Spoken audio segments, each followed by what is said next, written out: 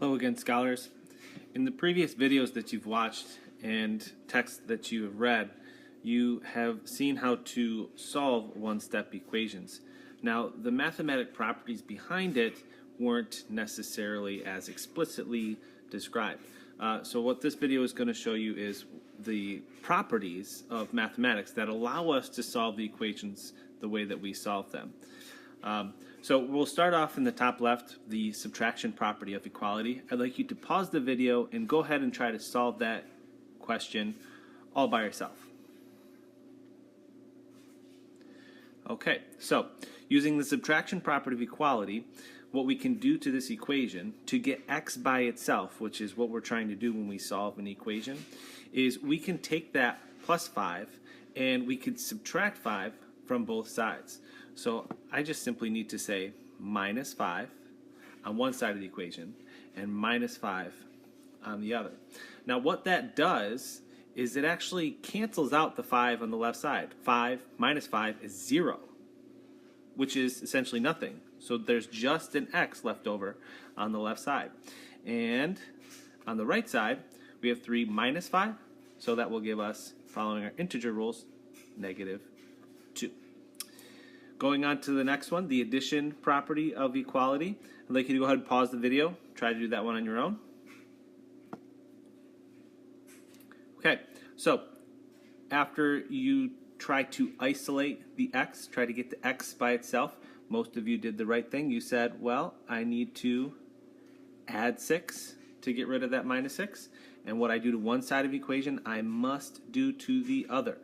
So minus 6 plus 6, that cancels out. That's all gone. So there's just an x on one side, and then 10 plus 6 is 16 on the other.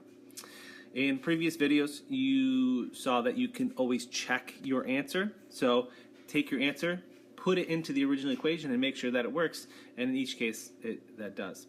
Now, something that you haven't seen yet in the videos is using the division property of equality and the multiplication property of equality. Very similar to subtraction and addition. If we look at 3x equals 12, what we need to do here is we still have to get x by itself. We're going to undo the math that is around the x. So if we look, we're doing 3 times x. So the opposite of that, to get rid of 3 times, is we just divide. So I'm just going to simply go to divide by 3 here. And just like the other ones, what you do to one side of the equation, to keep it balanced, you have to divide by 3 on the other side. So 3 divided by 3 is 1. So that's 1x, which we want on this side.